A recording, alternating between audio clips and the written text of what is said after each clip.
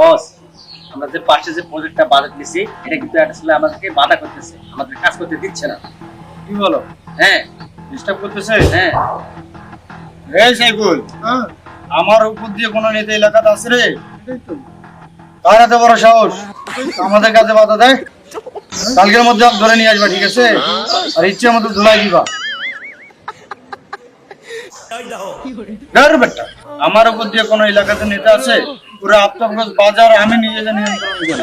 ওইসব নেতা মেতার কোনো টাইম নেই, ঠিক আছে? এই সমস্ত বাজার টাজার সবকিছু আমি নিয়ন্ত্রণ করি।